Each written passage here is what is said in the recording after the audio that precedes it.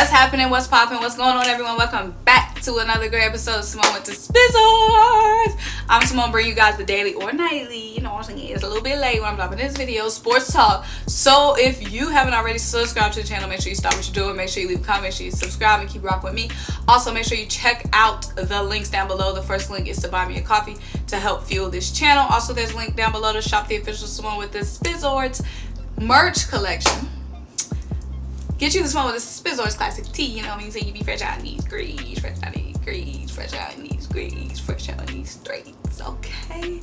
Lastly, subscribe to our podcast, Tough Calls, where me and Dylan have some of your favorite sports analysts, reporters, former and current athletes chop it up with us on the podcast. Now, I'm tired of seeing these tweets and these memes of y'all coming for George Hill's neck.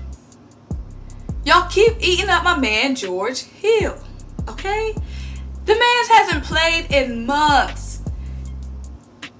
Did Curry cook George? Yes. Do y'all need to leave George alone? Yes. We all know Steph Curry with the pot. Last night, Warriors versus Sixers. Steph Curry with the pot cooked George Hill. Now, look, Steph cooked everybody. We ain't have Ben Simmons, okay? And he got the best of Matisse style. I'ma say it. He got the best of Matisse too.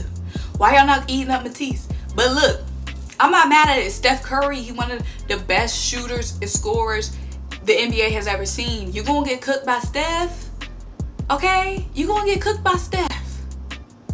You gonna get cooked by Steph. I'm not worried about George Hill at all. I'm not worried about Matisse or anybody else that got cooked by Steph. And it was hilarious because Seth got cooked by Steph. You know Seth and Steph probably be cooking each other regardless because Steph can't play no defense either. So Seth could have cooked Steph just as fair. But let's talk about George Hill because George Hill had his debut last night for the Sixers. George Hill hasn't played in how long? Forever. And that was not the typical offense that he would have been playing in for the Sixers. Obviously, no Ben Simmons, no Tobias Harris. George Hill wasn't playing in that traditional point guard or even two guard because George Hill can play the two just as well as he can play the one. He wasn't playing in any of those really true roles. Like, he was kind of just sitting down low on offense, like, which is fine because he's a catch and shoot. Like, he's like a 38% career three-point shooter, but he wasn't doing as much running the offense as we thought we were going to see from George Hill.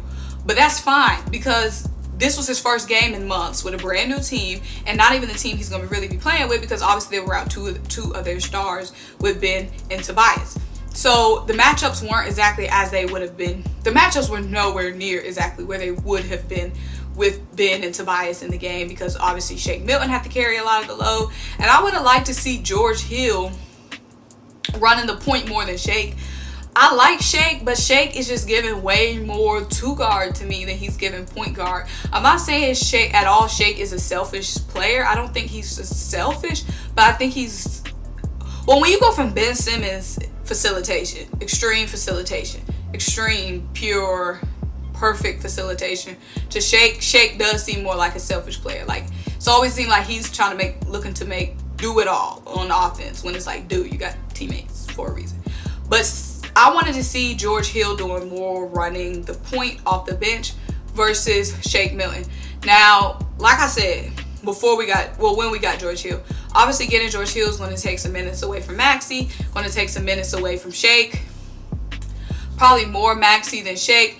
By the way, Maxey's been playing great. He played great last night. Like, the dog and Maxey, y'all know I love Maxey because he's got that dog and just the way he just be attacking the basket, just the way he just attacks her, even if he don't always make it.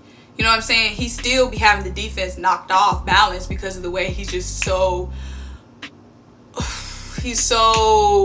quick to attack the basket, like not even thinking, just boom, attack the rack.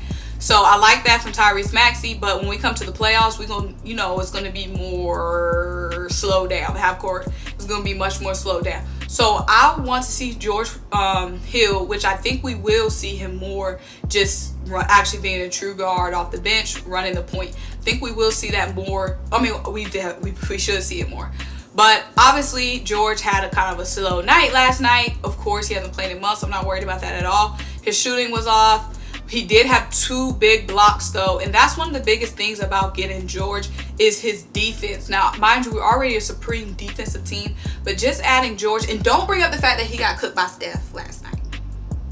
He hasn't played in months, and he about to be 35 years old. He got to get back in shape. He got to get back in shape, okay? You know what I mean? And Draymond and Steph, the screens that they set for each other is just impeccable. And George got caught up in some of them screens. You know, he got faked out a little bit. He got moved a little bit by Draymond. But I'm not worried about that because those are two great players that have been playing together for a while. And George just coming into a new team, fresh off a thumb injury, hasn't played in months. I'm not worried about him getting cooked by Steph. But his defense is one that has always not been one to sneeze at, okay? So adding him for that defense is going to be huge. And once we're able to get that ball handling from him off the bench, want to see him running the point more, okay? I don't want to see him just down low in the corner ready to catch and shoot or whatever. I want to see him running the point more. I want to see him taking over a little bit of Shake's time running the point. Now, another big thing that George is going to bring come playoff time is his playoff experience. So George has played in 127 playoff games. That is a lot of experience.